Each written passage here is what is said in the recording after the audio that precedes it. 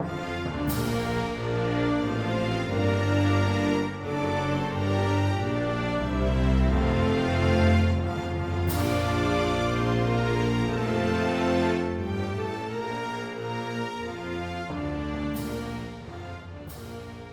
our guest speaker today is Dr. Joan McRae. I feel like I have been following Joan my entire career.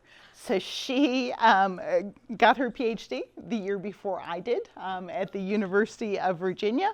And then she headed to MTSU, and she was chair of the Department of World Languages and Literatures when I was chair of the History Department. And then I followed her over to the Honors College as well. And she's my next door neighbor upstairs.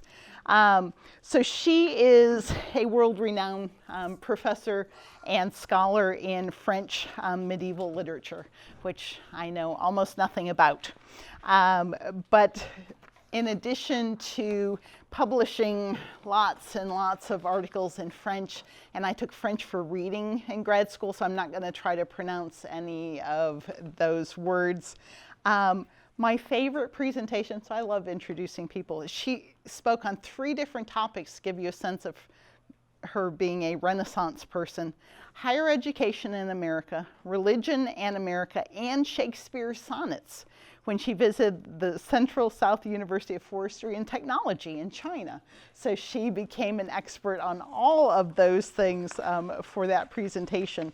She also has a full page of awards, and I am very thankful that she was willing to do all of the hard work for the grant that we won for the National Endowment for the Humanities to fund our campus semi-quincentennial events. And one of the things when I was looking at her resume that struck me is she loves to teach. She loves to teach all of you. She has taught more classes than probably anyone else in this university.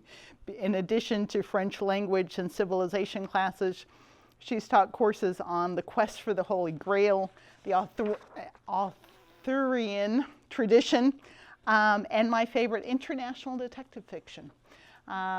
So she teaches a little bit of everything, and today she is going to teach us about the Marquis de Lafayette. Joan McRae. Study abroad. If you are interested in studying abroad this summer, I have all of the information up here.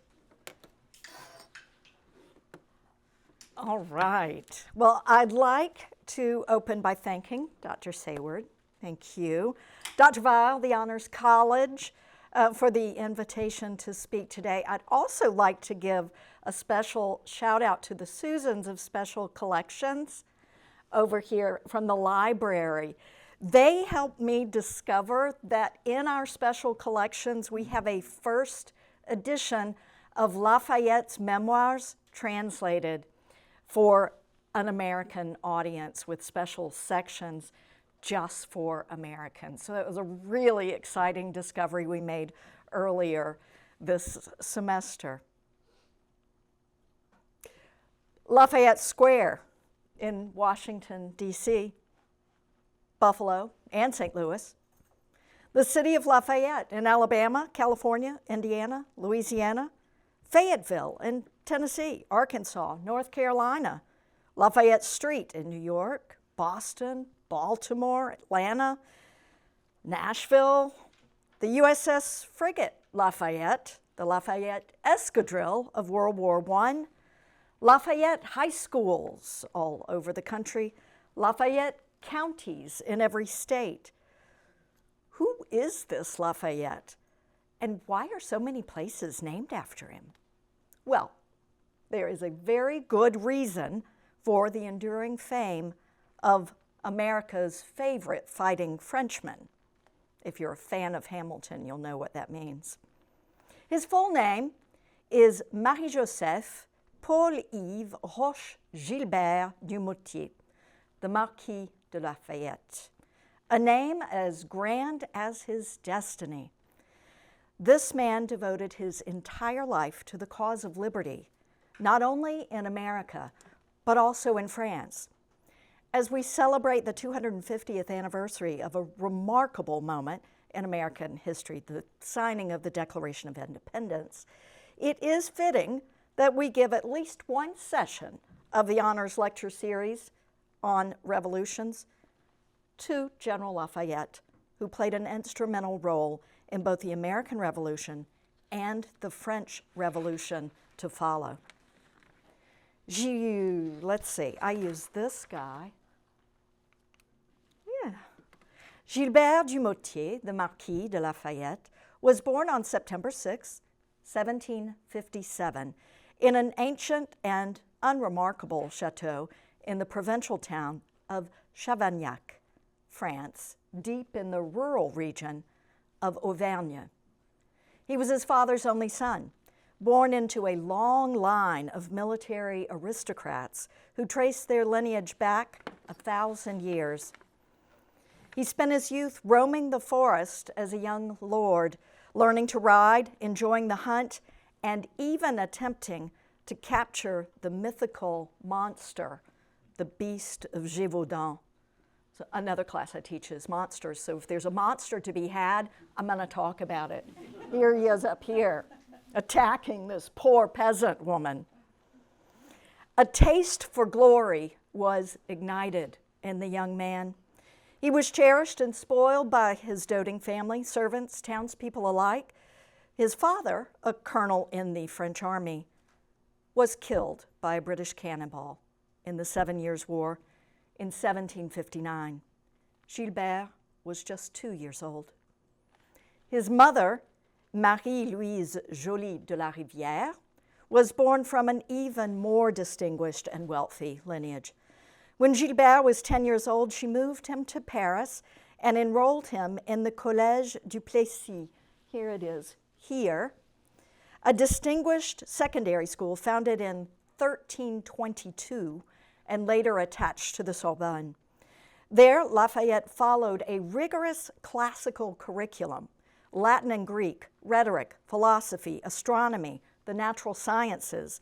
They read Newton, Descartes, Voltaire, Rousseau, Montesquieu, absorbing the rational idealism of the Enlightenment, Montesquieu's separation of powers, Rousseau's social contract, that is, the idea that government depends on the consent of the governed.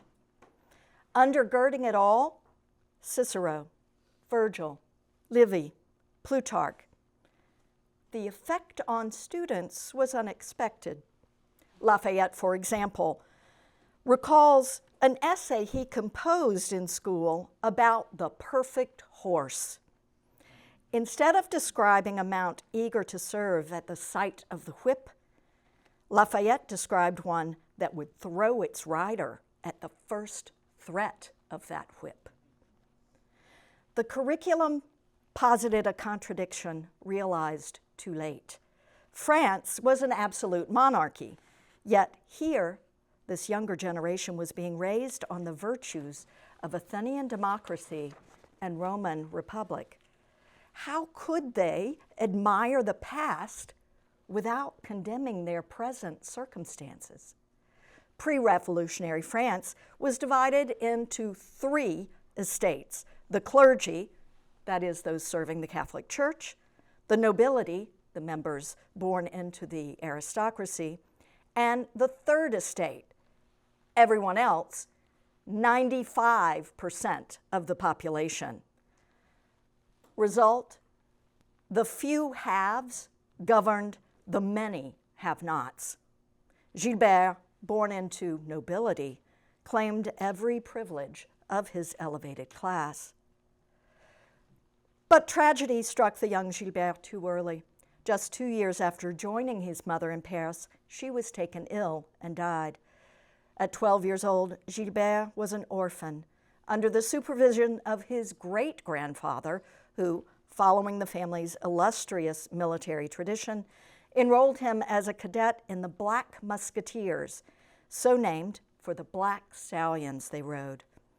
Gilbert was also one of the wealthiest aristocrats in France, having inherited vast estates and an immense fortune from his parents. He was the most eligible bachelor in Paris. His status caught the attention of Jean de Noailles, the Duc d'Aillon, highest of the highest nobility. He was brought into the Noailles family, engaged to the second daughter, Adrienne, and introduced to royal court life at Versailles, where he attended a new school, the Académie de Versailles, along with the brothers of the future Louis XVI. Now, Lafayette had to learn the ways of the royal French court, the gestes de politesse, the different bows and révérence, all different depending on who you were greeting. He had to learn how to dance, how to dress, and most importantly, how to speak with wit. He was not very good at any of it. And having been raised as honestly a country bumpkin, like any disgruntled teenage boy who feels he doesn't fit in, he became taciturn and moody. When he danced with Marie Antoinette, he stepped on her toes, and she laughed at him. When his father-in-law tried to arrange for him to become a royal attendant to the Comte de Provence, the brother of the soon-to-be Louis XVI, Gilbert sabotaged the appointment by deliberately offending the Count. Tactless and ill-mannered? Perhaps. But this defiant act ensured his freedom from the confines of royal court life, a harbinger of the struggle for liberty that would define his life. Lafayette wanted to prove his worth as a soldier, as his father had done before him, and his father's father had done before him, and on back to the victories of Joan of Arc, his ancestors fighting alongside her for the freedom of France. Having escaped the royal court, he was joined to his father-in-law's military dragoon in Metz, receiving his captain's commission just as his first daughter was born. A few months later, he was reformed, cut from the ranks due to governmental cost reductions. Lafayette, with training but no battle experience, was at loose ends until a dinner with the Duke of Gloucester, King George III's brother, who in 1775 came to Metz to meet with Lafayette's commander. The Duke reported on the American colonists who were in revolt against British rule. The king's brother praised the Americans' courage and expressed sympathy for their cause. The rebels, he said, were fighting for their rights and for the rights of all mankind. Imagine this from King George III's brother. Apparently, King George had criticized his recent marriage, and his brother was miffed.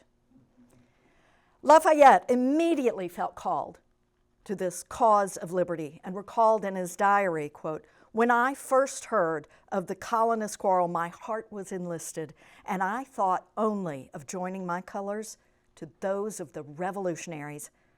Lafayette learned of General George Washington, who had organized a continental army to fight against the British. The idea of a people fighting for their liberty against tyranny immediately captured his attention. Back in Paris, he sought and was granted a commission as a general by American diplomat and secret agent Silas Deane and the Baron de Kalb, who recognized the advantages this young man's royal connections could bring to the American cause, despite his lack of experience. Unfortunately for the young Gilbert, his powerful father-in-law, his king, and the entire French government forbade Lafayette to join the Continental Army. It was seen as a blatant provocation to the recent peace that had been established with Britain.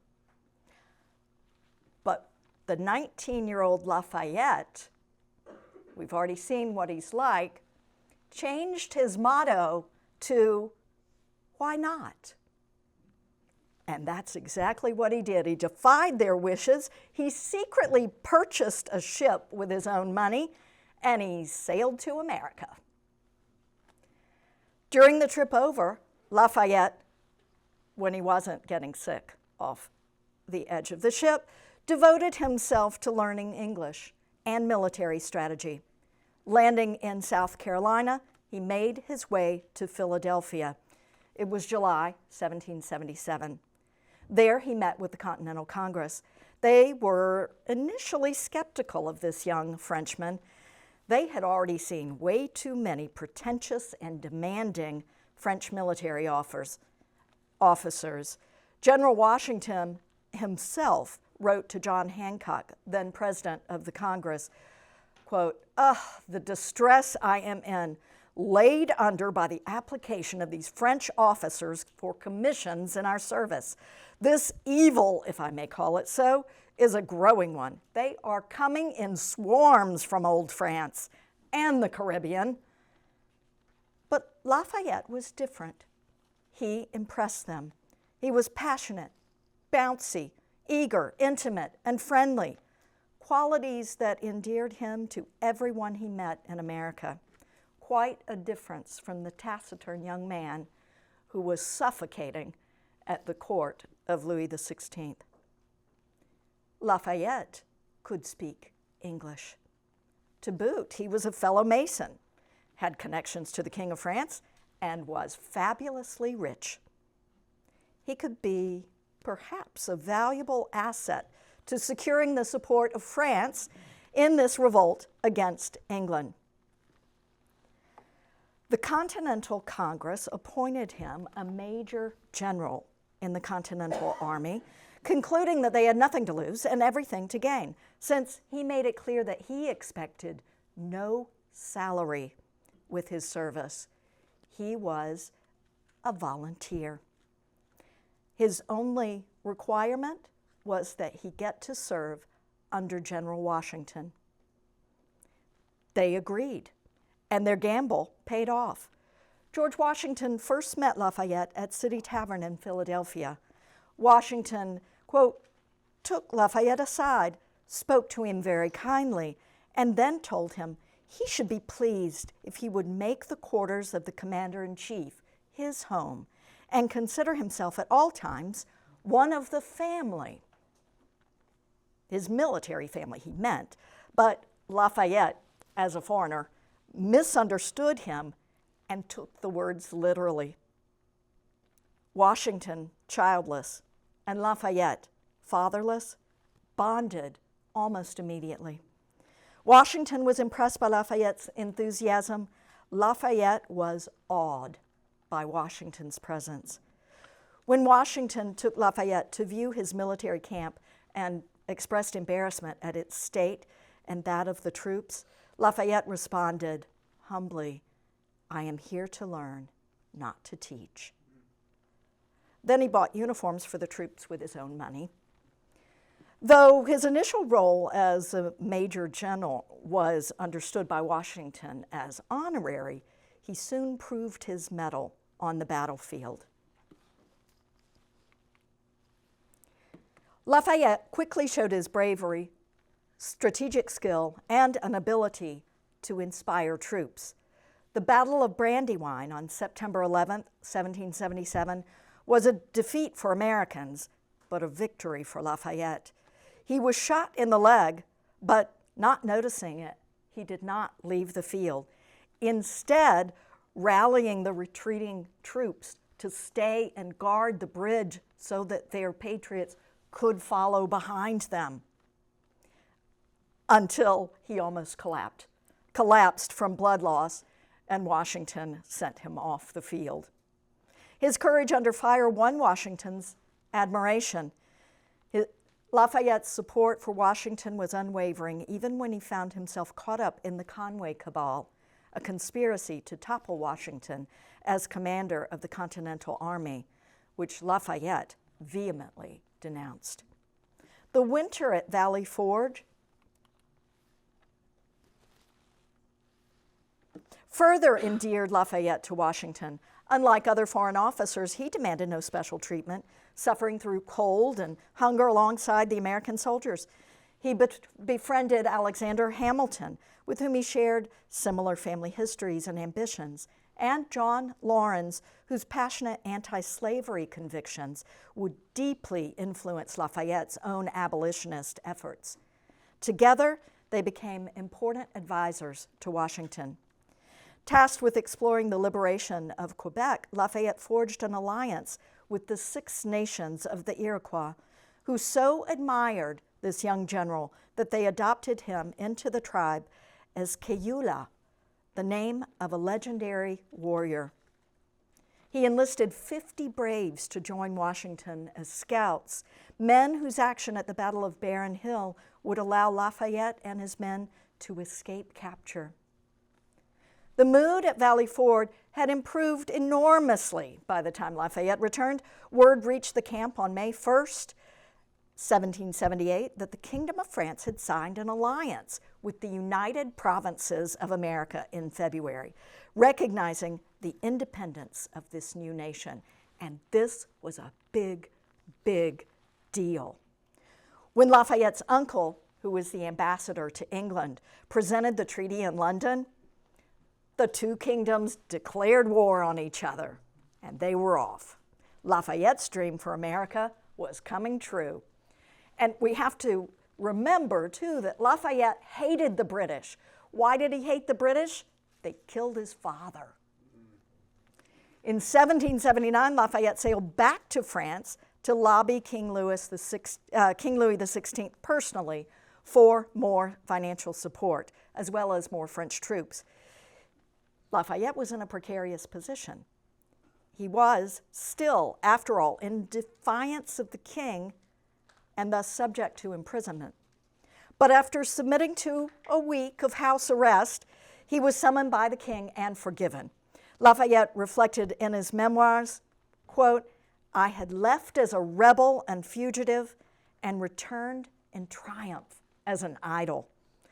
Everyone in Paris was ecstatic to see him, including his young wife, Adrienne, who soon gave birth to a son they named George Washington Lafayette. He relentlessly met with the king's ministers, with Benjamin Franklin, and even with the king himself to gain French aid for America. Finally, the experienced Comte de Rochambeau was ordered to sail for America with French troops, with promises of more troops to follow. Lafayette preceded him in March of 1780, and back in America, Washington gave him command of an elite corps of 2,000 troops. Being Lafayette, he clad them in new uniforms, drilled them daily à la Française, and inspired in them an esprit de corps. Early in 1781, Lafayette was sent to defend Virginia against the traitorous Benedict Arnold, who was rampaging through the state. Arriving in Richmond just in time to fight off the British assault, Lafayette cleverly spread his troops out, having them jump from one position to another between shots to fool the British into thinking that he had twice as many men as he actually had. Then he confronted Cornwallis, who carried a personal vendetta against Lafayette, who he disparagingly referred to as the boy. Outnumbered 4-1, Lafayette employed a cat-and-mouse strategy of retreat as Cornwallis kept trying to snatch him off the field. With hit-and-run tactics, felling trees, destroying bridges, sniping behind bushes, Lafayette kept harassing the English, even following them back to the Chesapeake Bay, giving the impressions that the Americans were chasing them eastward. His report revealed his strategy. Quote, "Were I to fight a battle, I would be cut to pieces. Were I to decline fighting, the country would think itself given up. I am therefore determined to skirmish, but not to engage too far." As Lafayette cornered Cornwallis in Yorktown, a flotilla of 29 French warships arrived. Rochambeau and Washington gave up their plans to attack New York and headed south, The Allied troops were 20,000 strong. Lafayette commanded one of the American divisions, with Hamilton and Lawrence serving under him. By mid-October of 1781, the siege of Yorktown was over. Cornwallis surrendered, effectively ending the Revolutionary War. Lafayette was hailed as a hero, having helped deliver the final victory that secured American independence. Actually, Cornwallis claimed he was sick and didn't show up. Lafayette left America in 1782, a war hero. Back in France, he was received at Versailles with the highest accolades, promoted to Maréchal de Camp, the equivalent of a two-star general, and inducted into the Royal and Military Order of Saint-Louis, the highest honor for exceptional officers. Poems and pamphlets praising Lafayette were on sale at every Paris bookstall. Cheering and applauding crowds followed him through the streets, and he hosted American dinners attended by Benjamin Franklin, Thomas Jefferson, and any other American visiting or living in Paris. I wish I had been visiting back then. Another child was born, this one named Virginia. In the summer of 1784, Lafayette returned to the newly independent America. He visited Washington and set out on a tour accompanied by booming cannon salutes, parades, banquets, speeches. He renewed his friendship with the Native American tribes of the Iroquois Confederacy. He met with his former comrades in arms and told them, "My dear brother officers, that I early enlisted with you in the cause of liberty shall be the pride and satisfaction of my life." To those currently debating the Constitution, he counseled the abolition of slavery, for the world was watching America as a model, he claimed, quote, "to stand as a lesson to oppressors, as an example to the oppressed, and as a sanctuary for the rights of mankind." To Adrienne, he wrote, "The welfare of America is intimately linked with the happiness of all mankind. She will become the respected and safe asylum of virtue, integrity, tolerance, equality, and a peaceful liberty." Before his departure back to France, a friend of Lafayette's, the Reverend Samuel Cooper, warned the Frenchman, quote, "Take care. You carry home with you the seeds of liberty. But if you attempt to plant them in France, you will face obstacles far more formidable than we did. We spilled a great deal of blood to win our liberty. But to establish it in the old world, you will shed it in torrents." These prophetic words foreshadowed the violent upheavals that would grip France just 7 years later. My apologies. What was his name again? Reverend? Oh, Cooper. Yes, Samuel Cooper. He's a good one to look up. In large part, due to the debts incurred from French support of the American Revolution, but also due to bad harvests and a rapid population growth, in 1787, Louis XVI found himself short of funds. At a meeting of nobles attended by Lafayette, a new tax structure was proposed by the finance minister and refused. This led to the calling of the Estates General, which had not met since 1614. Membership of this body was elected by estate, those same estates we referred to earlier, the clergy, the nobility, and the third estate.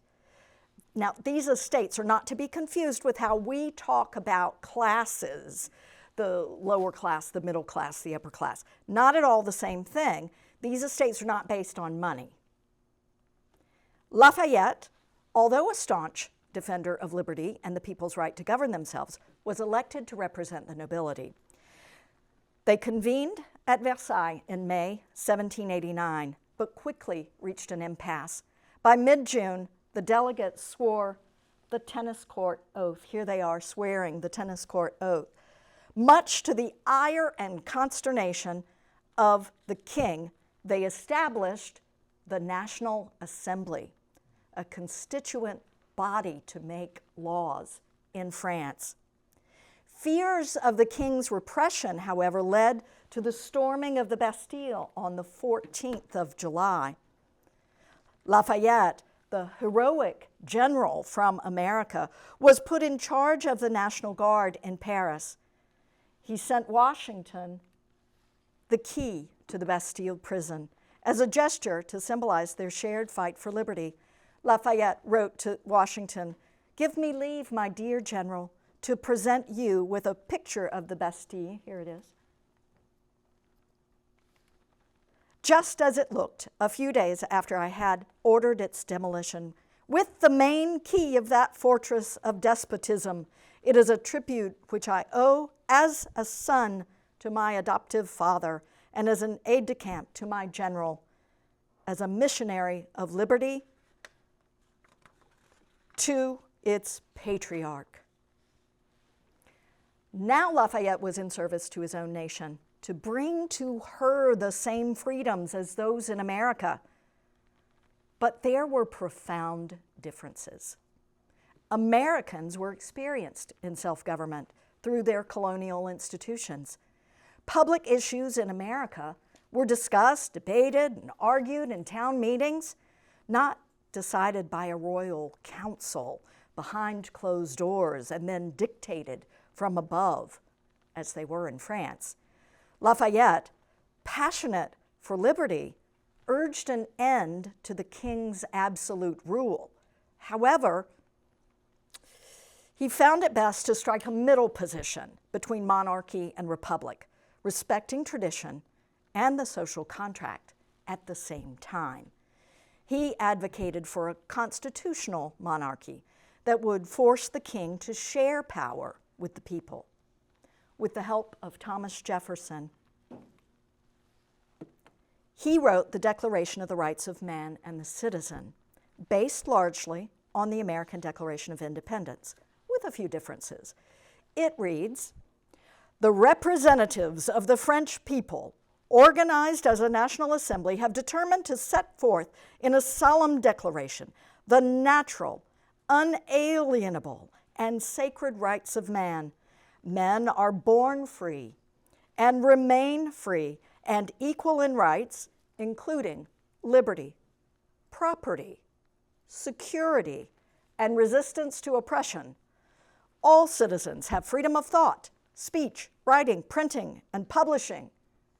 Did you hear the echoes from our own Declaration of Independence? Lafayette often sought the advice of Washington and his other American friends regarding the state of affairs in France. They counseled him that the republicanism and democracy of America was still a bridge too far for France. They were right. The French revolutionaries turned to terror in 1793, steered by men intent on a republic, using every means necessary to achieve it, including war and the national razor, the guillotine.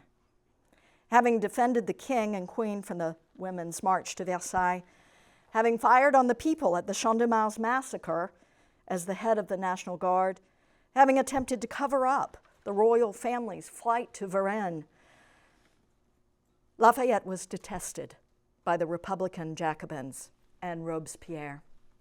A decree was issued for his arrest to avoid certain execution on the guillotine, and hoping to return to America, Lafayette sought passage through the Austrian Netherlands, but was taken prisoner instead.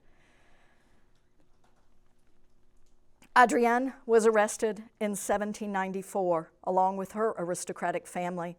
Her sister, mother, and grandmother were guillotined. Their son, George Washington Lafayette, was sent to America for safekeeping. He stayed with his namesake, George Washington. The coup of 9 Thermidor saw Robespierre, the leader of the terror, arrested and guillotined. This execution effectively ended the Reign of Terror. Adrienne was released thanks to the intervention of James Monroe. Upon gaining her freedom, she found her husband in prison in Austria, and she and her daughters joined him there, mostly to shame the emperor and hopefully force his release. But it wasn't for another 3 years. Finally, through diplomacy, the press, and personal appeals from Lafayette's sympathizers on both sides of the Atlantic, Lafayette was freed in a treaty negotiated by Napoleon Bonaparte. The Lafayettes retreated to their home at Lagrange, here, outside Paris, where Adrienne died in 1807. Lafayette still welcomed every American who showed up at his door and shared his opinions openly. He made no secret of his disapproval of Napoleon as emperor and his disapproval of the restored Bourbon monarchy. In 1818, he returned to public life, elected to the Chamber of Deputies, but he lost that seat in 1824. At this moment, he received an invitation from his friend James Monroe to return as America's guest. He was elated. He'd been looking for the perfect excuse to go back to America. By the early 1820s, the United States was approaching the 50th anniversary of the Declaration of Independence. President James Monroe, recognizing the dwindling number of living revolutionary heroes, welcomed one of the last great figures back to American soil. When Lafayette arrived in New York City, he was greeted by a crowd of 80,000 people in a city of 123,000. You do the math for that percentage. That's an impressive turnout. Lafayette then embarked on what we might call the first celebrity tour in American history, a tour that, quote, electrified the whole continent. Over 13 months, he visited every state of the Union. At every stop, he was met with parades, grand dinners, receptions, music and poems were composed in his honors, souvenirs fabricated to celebrate his return, plates and teapots and even silk gloves. See the picture of Lafayette there. At one of the grand dinners, it was said that a lady approached him and offered him her hand, and his face was on it. And he said, "Madam, I prefer not to kiss my own face." He returned to many of the places he had once known, including visits to New York, Yorktown, Philadelphia, Baltimore, Washington, D.C., the new Capitol building. He went to the grave of his adoptive father, George Washington, to pay his respects. He visited old friends, John Adams, James Madison, Thomas Jefferson at Monticello, knowing that this would be the last time they would see each other. During his visit to the Boston area, he laid the cornerstone of the Bunker Hill Monument. Daniel Webster said to him there, "Heaven saw fit to ordain that the electric spark of liberty should be conducted through you from the New World to the Old." With his son, he collected soil from Bunker Hill to be buried with him. Lafayette arrived in Nashville on May 4th, 1825, accompanied by his son and secretary.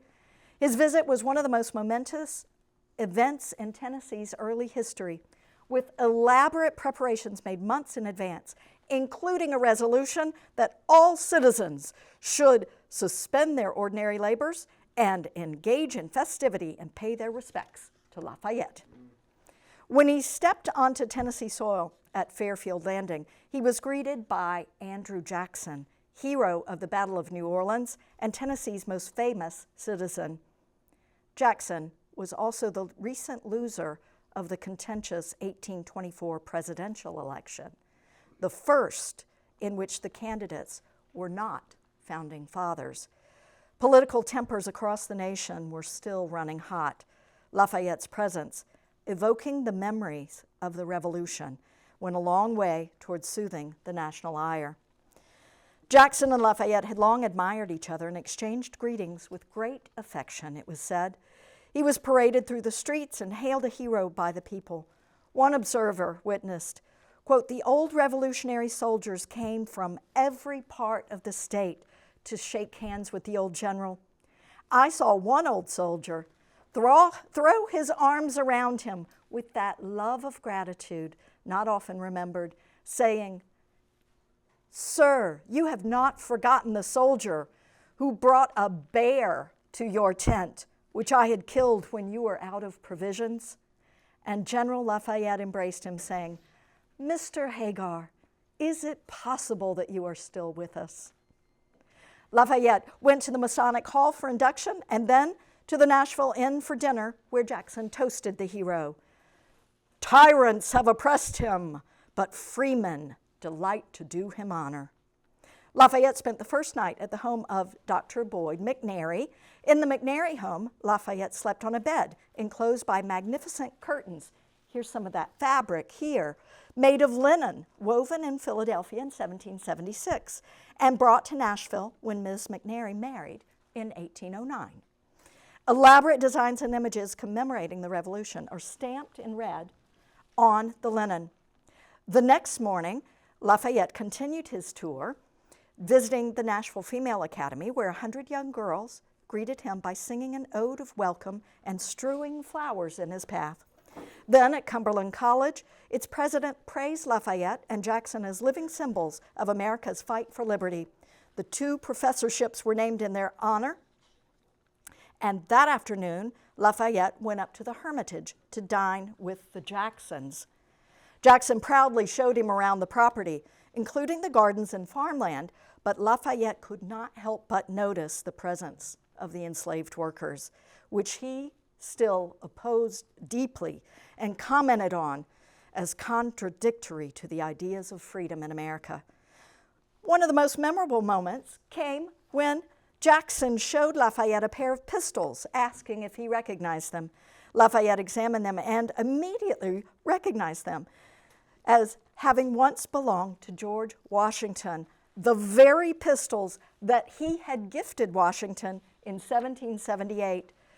Jackson was visibly moved. They had just recently been given to him in his pursuit of the presidency. He pressed them to his chest and said, "Yes, I believe myself worthy of them, if not from what I have done, at least for what I wish to do for my country." That evening, a grand ball was held at the Masonic Hall, including a young James Polk and his wife, Sarah Lafayette, in response to a toast from the ladies of Nashville, raised his glass and declared, "Tennessee beauty equal to Tennessee valor." Lafayette then returned to France. These are actually some of the shoes that one of the ladies kept, her family kept, because she had worn them in the presence of Lafayette.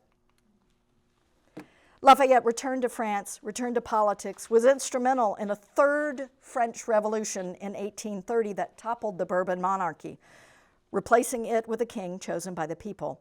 While not a republic as America had, this constitutional monarchy under King Louis-Philippe was, Lafayette felt, a good compromise for France. At the age of 76, after several months of infirmity, General Marie-Joseph Paul-Yves Roche Gilbert du Motier, the Marquis de Lafayette, died peacefully in his bed at La Grange. He was mourned on both sides of the Atlantic, from the King of the French, Louis-Philippe, who owed his crown to Lafayette, to the most illustrious of American lawmakers, including John Quincy Adams. Lafayette is buried at Picpus Cemetery in Paris next to his wife Adrienne. At his burial, soil from Bunker Hill that Lafayette himself collected during the national tour was brought to the cemetery so that he, the hero of 2 worlds, could forever rest in the earth of the 2 nations he cherished, a final symbol of his unbreakable bond with America. Remembered for his role in winning American freedom and binding the new United States in friendship with France, his name has held what some consider a kind of mythic status, his reputation solidified by the celebrations surrounding his return to glory in America. Lafayette's return was not just a tour, it was a renewed tribute to the heroes of the Revolution and a reminder of what had been sacrificed for liberty. Lafayette would be pleased that the park next to the White House bearing his name, Lafayette Square, is where protesters of every stripe still air their grievances today. Living out the liberty and freedom of speech he devoted his life to fighting for on both sides of the Atlantic. Lafayette's dream for and perception of America as an asylum of virtue, integrity, tolerance, equality, and liberty inspired his generation and those to follow. May we, too, be inspired by his dream and his example. I close with Lafayette's words about America, his adopted country. Humanity has won its battle. Liberty now has a country. Thank you.